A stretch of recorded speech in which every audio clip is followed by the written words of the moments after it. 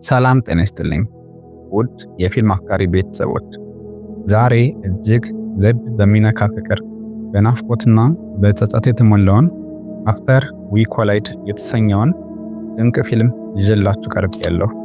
ቪዲዮውን ላይክ፣ ሼር እንዲሁም ቻናሌን ሰብስክራይብ ማድረግ እንዳይረሳ እያስታወስኩ በዛሬ ወደ ያስኩላችሁ አስገራሚ የፍቅር ፊልም እገባለሁ። ይህ ፊልም ከክፍል 1 ታሪክ ቀጣይ ክፍል ስለሆነ በቅድሚያ ክፍል 1 አይታችሁ ወደ ዛሬው ታሪክ እንድትመለሱ ጋብዛለሁ። ታሪኩ የሚጀምረው ቴሳና ሃርዲን ከተለያዩ ከአንድ ወር በኋላ ነው። ያ ያፈቀረችውን ሰው ጥላ መሄድ ግድ የሆነባት ቴሳ አሁን ህይወቷን ከአዲስ መስመር ለመጀመር እየሞከረች ነው። በአንጻሩ ሃርዲን ግን ያለ ቴሳ ህይወቱ ባዶ ሆናለች። በሄደበት ሁሉ ትዝታዋ እረፍት ይነሳዋል። በአንድ ወቅት መንገድ ላይ እያለ አንድ ምስኪን ቤት አልባ ሰው ጥያቄ ሊጠይቀው ሲቃረብ ሃርዲን በውስጡ ባለው ቁጣና ስቃይ ምክንያት ራቅልኝ በማለት በጭካኔ ያባርረዋል። ይህ ትዕይንት ሃርዲን ያለ ቴሳ ምን ያህል ለራሱም ቢሆን አስቸጋሪ ሰው እየሆነ እንደመጣ ያሳየናል። በሌላ በኩል ቴሳ ህልሟን ለመኖር አንድ እርምጃ ወደፊት ትራመዳለች። ራንስ ፐብሊሽንግ በተባለ ትልቅ ድርጅት ውስጥ የልምምድ ስራ ትጀምራለች። ገና በመጀመሪያው ቀን ነገሮች እንደጠበቀችው አልሆኑም። ሊፍት ውስጥ ከአንድ ወጣት ጋር ተገናኝታ በድንጋጤና በጭንቀት ውስጥ ሆና በስህተት ተሰድበዋለች። ነገር ግን ያ ወጣት እንደማንኛውም ሰው አልተቆጣትም። ይልቁንም በረጋ መንፈስ አዳመጣት። ቴሳም የመጀመሪያ ቀኔ ስለሆነ በጣም ተረብሼ ነው በማለት ይቅርታ ትጠይቀዋለች። ወደ ቢሮዋ ስትገባ ግን ትልቅ ግርምት ይጠብቃታል። ያ ሊፍት ውስጥ ያገኘችውና ያሸማቀቀችው ወጣት የሥራ ባልደረባዋ የሆነው ትሬቨር ነበር። የድርጅቱ ዋና ጸሐፊ ኪምበርሊ ቴሳን በደስታ ትቀበላታለች። ቴሳ በአዲሱ ስራዋና በትሬቨር መልካምነት ውስጥ ሆና ሃርዲንን ለመርሳት ብትሞክርም የልቧ ትርታ ግን አሁንም ለሃርዲን መምታት አላቆመም። በአንድ ምሽት በስካር መንፈስ ለሃርዲን የምታደርገው ጥሪ የነበረውን የፍቅር እሳት እንደገና ይቀሰቅሰዋል። ነገር ግን ጥያቄው እዚህ ጋር ነው። ሃርዲን ያለፈውን ስህተቱን አርሞ ቴሳን በክብር መያዝ ይችላል ወይንስ እንደ ትሬቨር አይነቱ የተረጋጋና ስርዓት ያለው ሰው የቴሳን ልብ ለዘላለሙ ይነጥቀው ይሆን የሚሉ ጥያቄዎች ይነሳሉ። ፍቅርና ጥላቻ፣ ናፍቆትና ክህደት የሚጋጩበት ይህንን ድንቅ ፊልም አብረን እንመልከት። የድርጅቱ ዋና ጸሐፊ ኪምበር ቴሳን በታላቅ ደስታ ተቀብላ መላ ቢሮውን ታስጎበኛታለች። ከዚያም ቴሳ ወደምትሰራበት የልምምድ ክፍል ይዛት ትሄዳለች። ሆኖም ክፍሉ ልክ እንደ ሃርዲን ህይወት ሁሉ የተዝረከረከና ስርዓት የሌለው ነበር። ኪምበርሊም በፈገግታ የታጀበ ማስጠንቀቂያ መሰል ንግግር ለቴሳ ትነግራታለች። ይህ ክፍል እንዲህ የሆነው ላለፉት ብዙ ጊዜያት ሰራተኛ ስላልነበረው ነው። እውነት ለመናገር እዚህ ድርጅት ውስጥ የተቀጠሩ ሰራተኞች ሁሉ ገና በመጡ በማግስቱ ይሰናበታሉ። ማንም እዚህ ክፍል ውስጥ ረጅም ጊዜ መቆየት አልቻለም። ነገር ግን ኪምበርሊ የቴሳን አይኖች ውስጥ ስትመለከት የተለየ ነገር አየች። ግን አንቺ ከእነሱ የተለየች ነሽ፣ እዚህ ለረጅም ጊዜ እንደምትቆይ ውስጤ ይነግረኛል በማለት ተስፋ ትሰጣታለች። ቴሳም ይህንን እድል ላለማጣት ስራዋን በታላቅ ትጋት ትጀምራለች። ከአዲሱ አካባቢ ጋር በመላመድና ብቃቷን ለማሳየት ሌሊቱን በሙሉ በፋይሎች ስትታገል ታድራለች። ያለፈውን የፍቅር ህመምና የሃርዲንን ትዝታ ለመርሳት የምታደርገው ጥረት ግን አድካሚ ነበር። በመጨረሻም ድካሟ ከአቅሟ በላይ የሆነባትና ያንን ሁሉ ሪፖርት ስታገላብጥበት በነበረበት ጠረጴዛ ላይ በከባድ እንቅልፍ ተሸንፋ ታሸልባለች። በማግስቱ ጠዋት ቴሳ አይኖቿን ስትገልጥ ያልጠበቀችው ነገር ገጠማት። የድርጅቱ ትልቅ ሰው ሚስተር ቫንስ ፊት ለፊቷ ተቀምጦ ትኩር ብሎ እየተመለከታት ነበር። ቴሳ በድንጋጤ ብትባንንም ሚስተር ቫንስ ግን የተናገረው ነገር አስገራሚ ነበር።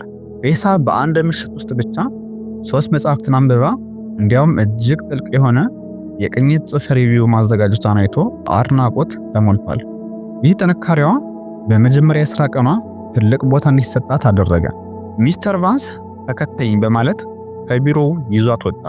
ቴሳ ግን ራሷን እንኳን የምታስተካክልበት ወይንም ደግሞ የሞባይል ቻርጀሯን የምትይዝበት ጊዜ አልነበራትም። በአዲሱ የሥራ ዓለም ግርግር ውስጥ ሆና አንድ የግል መኪና ውስጥ ትገባለች። እዚያም ትላንት በሊፍት ውስጥ ያገኘችውን ትሬቨር ዳግመኛ ታገኘዋለች። ትሬቨር በዚያ ሁኔታ ሲያያት በፈገግታ የታጀበ ቀና አስተያየት ሰጣት። በየቀኑ ገላሽን ታጥበሽና በአዲስ ልብስ ተውበሽ ወደ ሥራ ብትመጪ ለሥራው ይበልጥ መልካም ይሆናል በማለት በቀልድ መልኩ የቴሳን የዛለ ስሜት ሊያነሳሳው ይሞክራል። በዚህ ሁኔታ ከሃርዲን ዓለም ወጣ ወደ አዲሱና ፈታኙ የቫንስ ፐብሊሽንግ ዓለም ውስጥ በይፋ ትገባለች። ነገር ግን ይህ ጉዞ ወደ የት ይወስዳት ይሆን? አብረን እንመልከት። ቴሳ ግራ በመጋባት ወዴት ነው የምንሄደው ስትል ቫንስን ትጠይቀዋለች። ቫንስም ለድርጅታቸው የሚሆን የገንዘብ ድጋፍ ፈንድ ለማግኘት ወደሚደረግ አንድ ትልቅ የዲጂታል ህትመት ኮንፈረንስ እየሄዱ እንደሆነ ይነግራታል። ይህ ጉዞ ለቴሳ የሙያ ህይወት ትልቅ በር የሚከፍት ነበር። ሆቴሉ እንደደረሱም ለሁሉም የየራሳቸው ክፍል ይሰጣቸዋል። ቫንስ የቴሳን አለባበስና ዝግጅት ተመልክቶ ኪምበርሊ ቴሳን ወጥታ ለምሽት ግብዣ የሚሆን የሚያምር ልብስ እንድትገዛላት ያዛታል። ከገበያ መልስ ለምሽቱ ታላቅ ድግስ እየተዘጋጁ እያለ በኪምበርሊ እና በቴሳ መካከል እጅግ ጥልቅ የሆነ የሴት ለሴት ወግ ይጀምራል። ኪምበርሊ ለቴሳ አንድ ትልቅ ሚስጥር ታካፍላታለች። እሷና ባለቤቷ ቫንስ ከስራ ባልደረብነት ያለፈ ጥልቅ ግንኙነት እንዳላቸው ትነግራታለች። የቫንስ ሚስት በሞት በተለየችበት በዚህ አስቸጋሪ ወቅት ሁለቱም እጅግ ተቀራርበው እንደነበርና አሁን ደግሞ የህይወት አጋሮች መሆናቸውን ትገልጽላታለች። ይህ በኪምበርሊና በቫንስ መካከል ያለው ታማኝነትና መተሳሰብ ቴሳ ስለ ፍቅር ያላትን እይታ እንዲቀየር ያደርገዋል።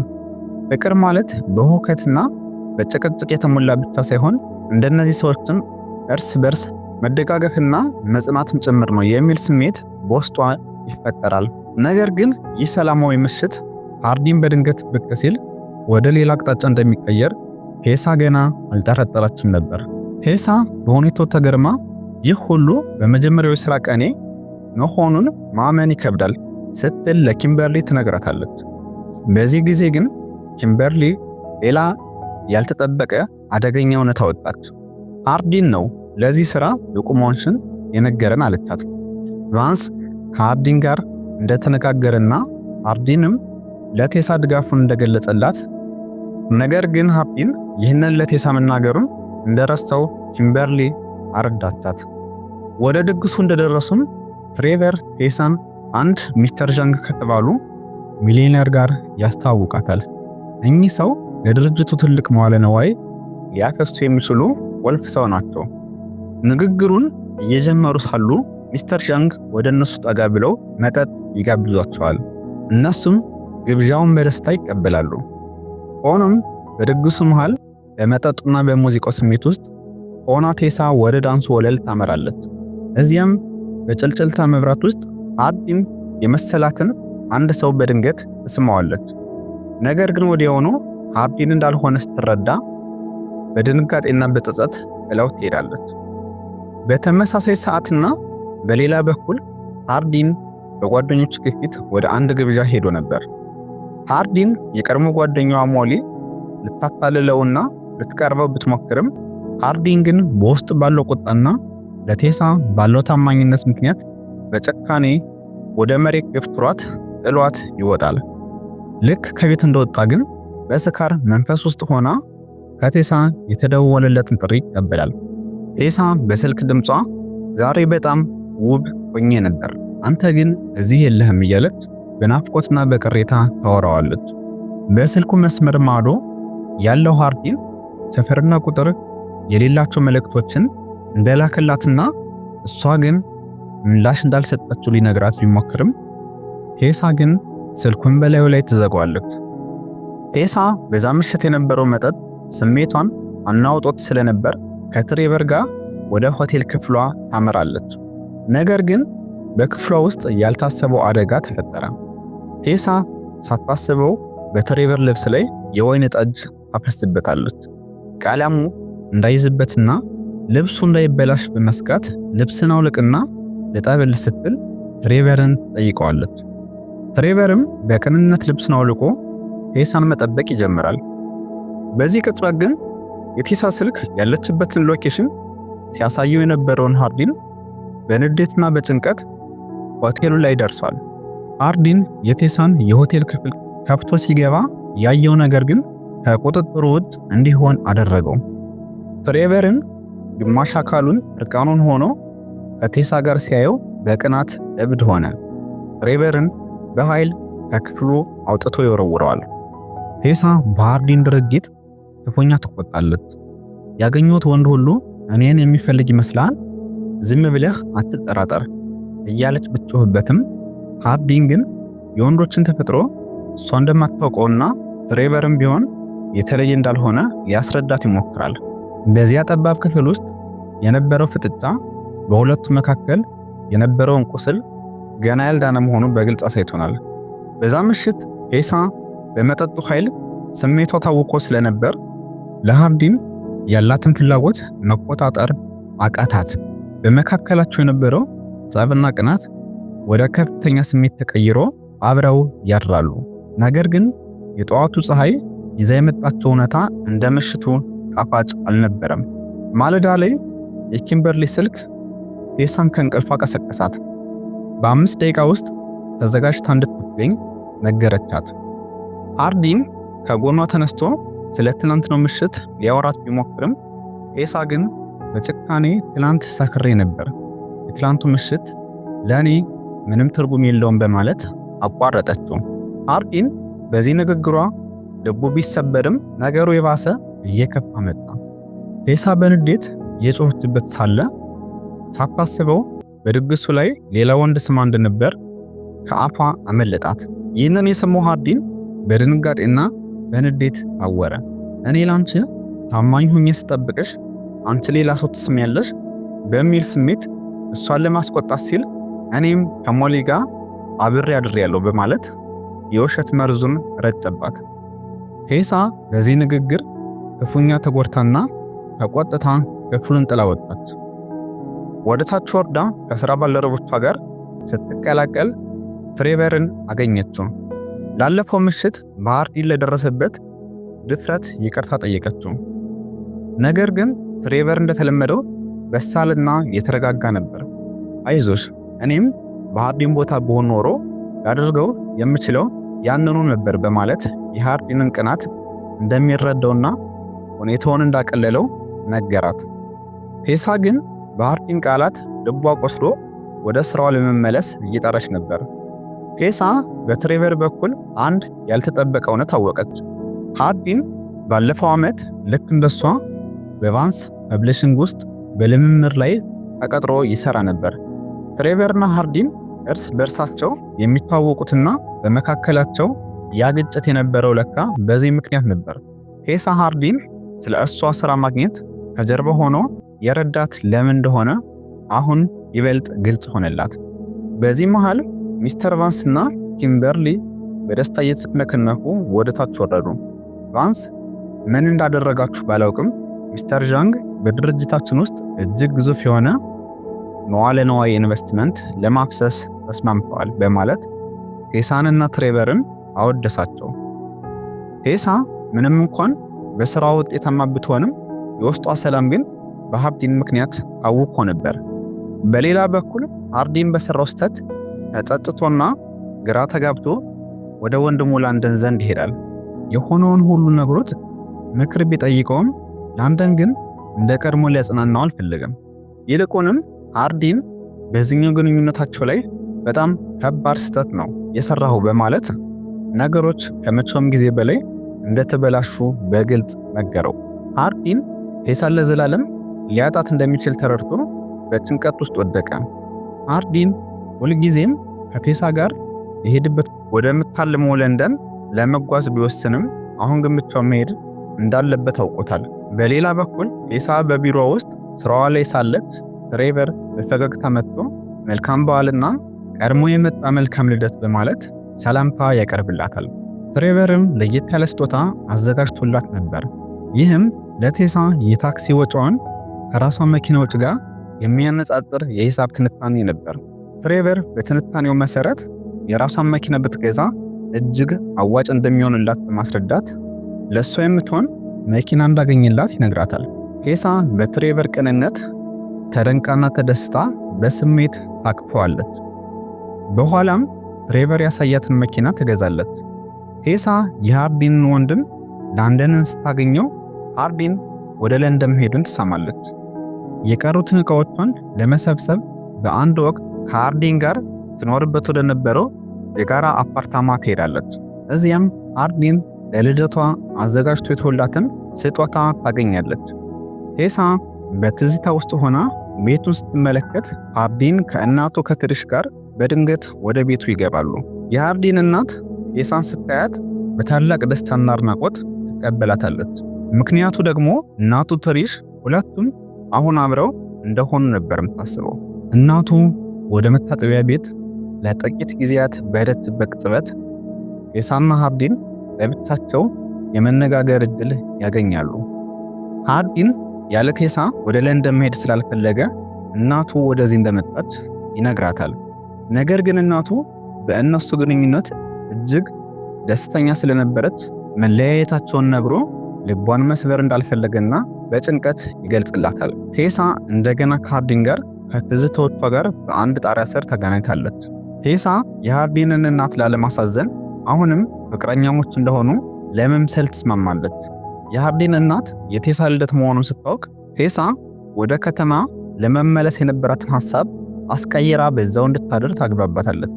እስከ እኩለ ሌሊት ድረስ ሲያወሩ ቆይተው የሃርዲን እናት የሃርዲንን የልጅነት ፎቶግራፎች ለቴሳ ታሳያታለች። እናቱ እንቅልፍ ከወሰዳት በኋላ ሃርዲንና ቴሳ ወደ ክፍላቸው ይገባሉ። እዛም በውስጣቸው የነበረውን ቂም ረስተው ለጊዜውም ቢሆን እርቅ ያወርዳሉ። በማግስቱ ጠዋት ቴሳ እናቷን ለመጠየቅ ትሄዳለች። እዚያም የቀድሞ ፍቅረኛዋን ኖህን በድንገት ታገኘዋለች። ኖህ እናቷ እንደምትመጣ ስለነገረችው ሊያት እንደመጣ ይነግራታል።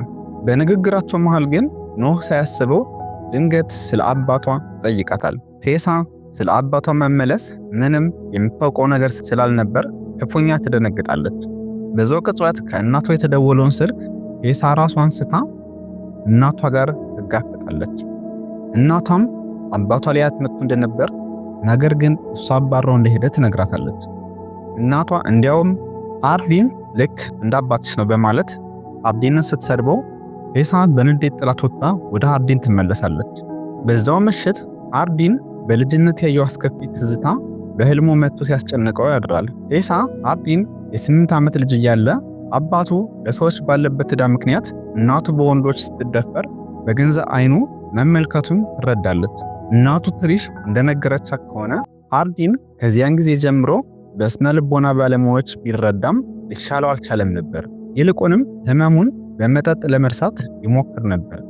ነገር ግን ይህ አስከፊ ህልም የቆመው ቴሳም ማፍቀር ከጀመረ በኋላ እንደሆነና ቴሳ ብቻ ደስተኛ እንደምታደርገው ትነግራታለች። ሃርዲን ከእንቅልፉ ሲነቃ ለቴሳ ሌላ የልደት ስጦታ ይሰጣታል። የመጀመሪያውን ስጦታ ስትከፍች ለማየት አልቻልኩም ነበር ይላታል። ስጦታውም የፈለግሽውን ነገር የምታደርጊበት ቀን ነው የሚል ነበር። በዛም ቀን ቴሳ የፈለገችውን እንድታደርግና እሱም ያለምንም ቅሬታ እንደሚከተላት ቃል ይገባላታል። ቀኑን ሙሉ በደስታ አብረው ያሳልፋሉ። ወደ ቤት ሲመለሱ ግን ከኪምበርሊ ስልክ ይደወላል። ኪምበርሊ ቫንስ ታሞ ወደ ሆስፒታል መሄድ እንዳለባት ነግራቸው ልጃቸውን እንዲጠብቁላቸው ትማጸናለች። ሁለቱም በደስታ ተስማምተው ከቫንስ ልጅ ጋር አብረው ጥሩ ጊዜ ማሳለፍ ይጀምራሉ። ኪምበርሊ ስትመለስ ለሁለቱም ምስጋናውን አቅርባ ለሃርዲን እንዲህ ትለዋለች። ቴሳ ያንተን ምርጥ ማንነት ነው አውጥታ የምታሳየው። ይህ ንግግር በሃርዲን ልብ ውስጥ ትልቅ ትርጉም ነበረው። ቆየት ብሎም ቢሮ ውስጥ ሃርዲን ለቴሳ የገና ስጦታ ይሰጣታል። ያለፈውን ስህተቱን አምኖ ሁለተኛ ዕድል እንዲሰጠው በትህትና ይጠይቃታል። ቴሳም በውስጧ ያለውን ፍቅር መካድ ስላልቻለች ግንኙነታቸውን ለመቀጠል ትስማማለች። በዚህ መሃል የሃርዲን እናት ትሪሽ ከቀድሞ ባለቤቷ ከሃርዲን አባት መልእክት ይደርሳታል።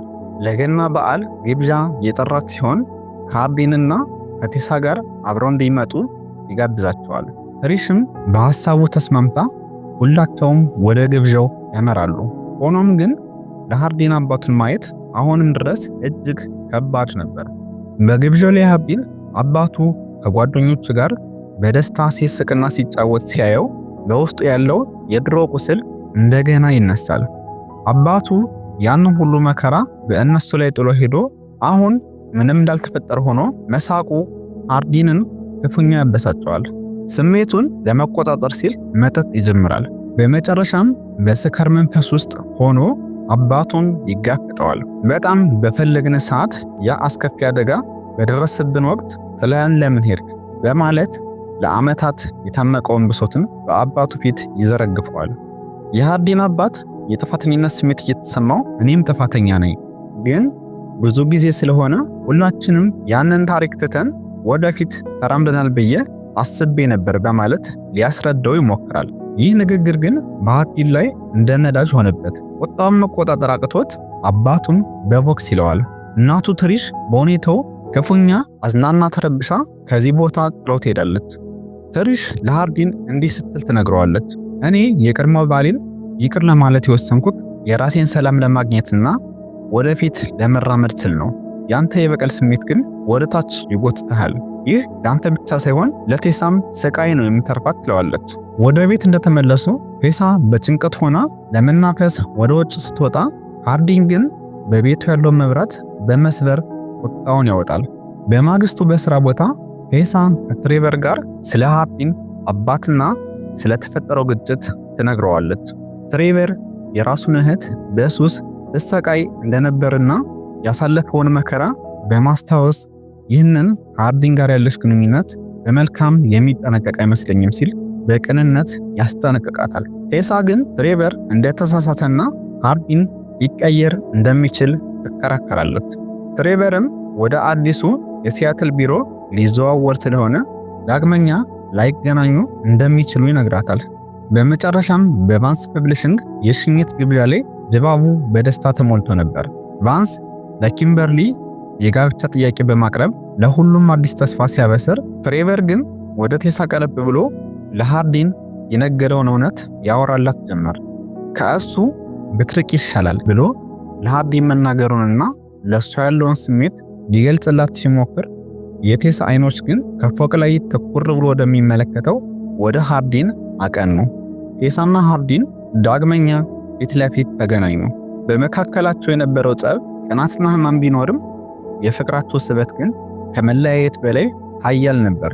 ቴሳ ያለፈውን ግጭትና ጥርጣሬ ወደ ጎን ትታ ዳግመኛ ከሃርዲን ጋር አዲስ ህይወት ለመጀመር ወሰነች። ምክንያቱም ምንም ያህል ቢጎዱን አንዳቸው ያለ አንዳቸው ህይወታቸው ሙሉ እንደማይሆን ተረድተዋል። ነገር ግን ታሪኩ እዚህ ላይ አያበቃም። ሁለቱም እጅ ለእጅ ተያይዘው ወደ ውጭ ሲወጡ ያ በመጀመሪያ ትዕይንት ላይ ሃርዲን በጭካኔ አባሮት የነበረውን መንገድ ላይ የሚኖር ምስኪን ሰው ዳግመኛ ያገኙታል። ቴሳ ወደ ግለሰቡ ተጠግታ አይኖቹን ስታይ ደሟ በረዶ ሆነ። ይህ ሰው ያለ ዓመታት ስትፈልገው የነበረውና የጠፋው አባቷ ነበር። ይህ ያልተጠበቀ ክስተት የሁለቱንም ህይወት ወደ አዲስ ምዕራፍና ያልታሰበ አቅጣጫ እየወሰደ የፊልሙ ሁለተኛ ክፍል እዚህ ላይ ያበቃል። እኛም የዚህ ቀጣይ ታሪክ በአፍተር ዊ ፌል ሶስተኛው ክፍል ተመልሶ እንደሚቀጥል እየነገርን ቀኝታችን አበቃን።